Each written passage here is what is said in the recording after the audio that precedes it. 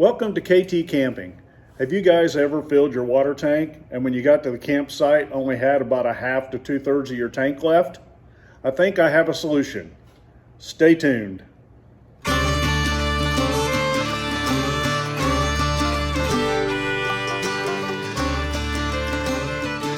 We've had the problem of losing water on short trips several times in the past, and what the problem is the overflow tubes.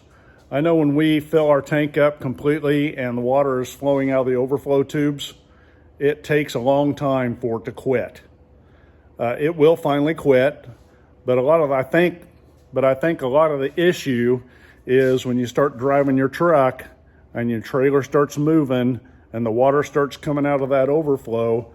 I really think it starts a siphoning effect. So I think I have a solution for that, and I am going to show you what that is. Here's my solution for the issue. I've got a couple of 1/2 inch by 3/8 shark bite fittings, and I'm going to be able to shut these off when we leave home if we have a tank of water. So when we get to the campsite, we'll turn the valves on, and that'll allow us to use our pump without sucking our tank in. That's the main problem with installing these valves, is that you could possibly damage your tank if you forgot to open them up. So it's basically a do this at your own risk type situation, but we have done this several times in the past and it works fine. You just got to remember to open the valves. I'm going to show you how to install these valves real quick. If you look under your trailer, you'll find where your overflow tubes are, and if you can't find them, just fill your tank up and you'll find water running out somewhere, and that's where the tubes are.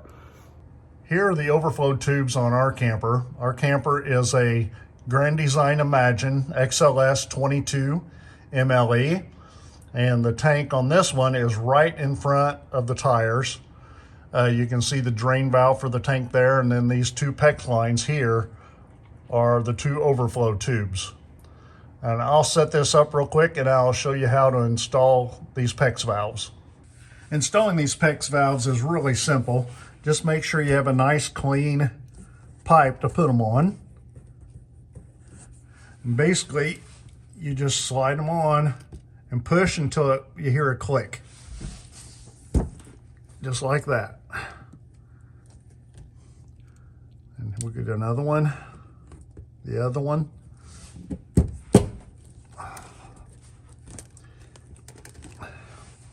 That's all there is to it. They are installed. I will shut them off right now.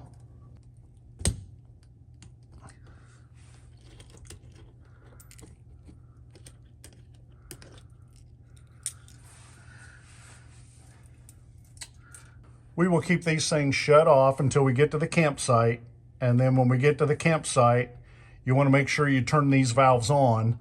That way, when the pump is on, it has a way to suck air, because if it doesn't, you might damage your tank. So, but yeah, this is the solution we have found that works pretty good for us. A lot of people don't have this problem, but I know we've had this problem with this trailer ever since we've owned it. If you found this video helpful, please like, subscribe, hit the notification bell, give us a big thumbs up. If you give us a thumbs up, that would be amazing. And as always, have fun camping. We'll talk to you later. Bye.